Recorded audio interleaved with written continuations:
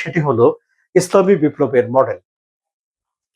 ইসলামী বিপ্লব যখন অনুষ্ঠিত হয়েছিল এর 2 বছর আগে 1977 সালে ইরানে জিনিসপত্রের দাম অনেক বেশি ছিল, মূল্যস্ফীতি 27 গুণ বেড়েছিল এবং এবারেও যে ব্যবসায়ীরা বিক্ষোভে নেমেছে তখনও জিনিসপত্রের দাম বেশি, মূল্যস্ফীতি বেশি ছিল। ফলে তখনকার পরিস্থিতি এবং বর্তমান পরিস্থিতির ভিতরে একটা মিল রয়েছে। তখনও ব্যবসায়ীরা প্রথম আন্দোলন শুরু করেছিলেন, এবারেও ব্যবসায়ীরা প্রথম আন্দোলন শুরু করেছেন।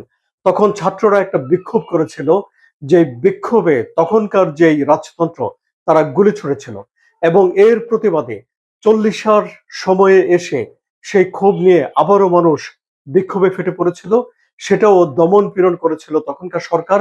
আবারও শোক পালন, আবারও বিক্ষোভ, এই চক্রে তখনকার সরকার এই বিক্ষোভের চোটে থাকতে পারেনি ইরানে, দেশ ছেড়ে তাদেরকে চলে যেতে হয়েছিল।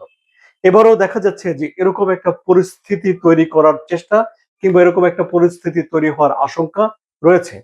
প্রথমেই যে বিক্ষোভ হলো, বিক্ষোভ দমন করা হয়েছে, সেখানে অনেক মানুষ মারা গেছে। 40-এর সময়ে এসে সেই ক্ষোভকে পুঁজি করে আবারও ছাত্ররা রাস্তায় নেমে গেছে। দুই ঘটনার মধ্যে একটা পার্থক্য রয়েছে, সেটি হলো যে এবারে ছাত্রদেরকে পুলিশ দিয়ে বা সেনাবাহিনী দিয়ে ঠেকানো হয়নি, বরং সরকার সমর্থকরা সেখানে নেমে গেছে। ফলে বিক্ষোভকারী এবং সরকার সমর্থকদের মধ্যে ধস্তাধস্তি হয়েছে, অর্থাৎ তাদের ভেতরে একটা মারামারি হয়েছে।